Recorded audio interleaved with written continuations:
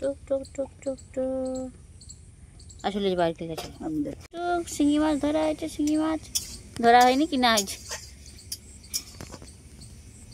ও উগা দুবেলা করে করে একবেলা করে করে হ্যাঁ একটা কালে দুবেলা হবে না। ওই যে ওই যে ওই যে যা সর সর সর যা পালা আজ থেকে যা তুই হইছে নাম নে কিছু নাম নে যাবি দেখতে হাতে কেসি আছে দেখো হ্যাঁ ওর মা কাজ করে না হয় যেদিনে ও দেখে লিবে।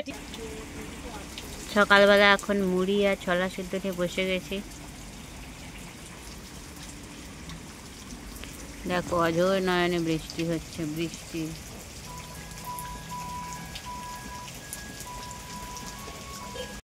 Hello guys, welcome back to my channel বন্ধু।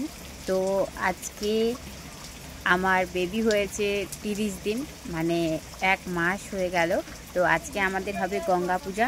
তো সকালবেলায় এখন আমি মুড়ি খেতে বসেছি। এই দেখো মুড়ি আর ছোলা আলু সেদ্ধ দিয়ে, আর বাইরে প্রচুর বৃষ্টি।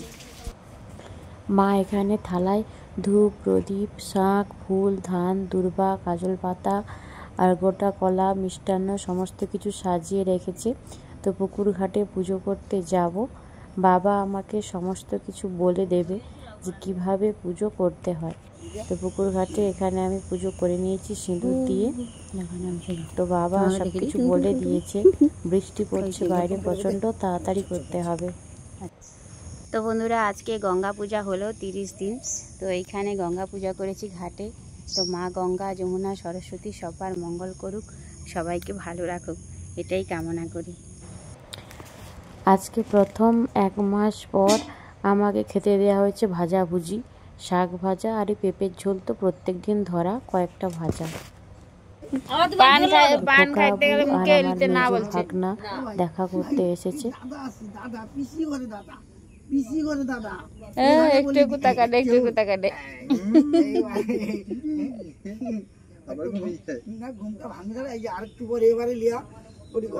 ঘুরতে হবে। তো অনেকদিন পর আমবাগানে হাঁটতে এসেছি। আর আমাদের গঙ্গা পুজোর ভিডিওটা দেখলে, তো আমাদের গঙ্গা পুজো হয়েছে 30 দিন, মানে 1 মাস যেদিন পূর্ণ হয় আমার ছেলে, তো সেদিন গঙ্গা পুজো হয়েছে। তো গঙ্গা পুজো যেরকম করা হয় খুব ছোট্ট করেই পুকুর ঘাটে, তো সেরকমই আমি করেছি। এবার আমার সবে সিজার হয়েছে, পেটে ব্যথা, ঠিকঠাক দাঁড়াতেও পারছি না, মানে হাঁটাচলা করতে পারি একটু একটু, পেটে ব্যথাটা কমেনি। তো তাই আমি মানে কলের জলেই স্নান করেছি, দিয়ে ভিজে কাপড় পরেই আমি পুজো করেছি। অনেকের নিয়ম বলে যে পুকুর ঘাটে স্নান করে তারপরে গঙ্গা পুজো করতে হয়, কিন্তু তখন মানে আমার পরিস্থিতি এমন যে আমি পুকুর জলে স্নান করতে ডাক্তারবাবু মানা করেছে, তাই আমি কলের জলে স্নান করেই পুজো করেছি। তো আমার ভুল ত্রুটি হয়ে থাকলে ক্ষমা করে দিও, ভগবানের কাছেও বলেছি। আর আপনারাও অবশ্যই মানিয়ে নেবেন, কারণ ভগবানকে অবশ্যই বিশ্বাস করি, তবে শরীরটা সুস্থ রাখাও জরুরি।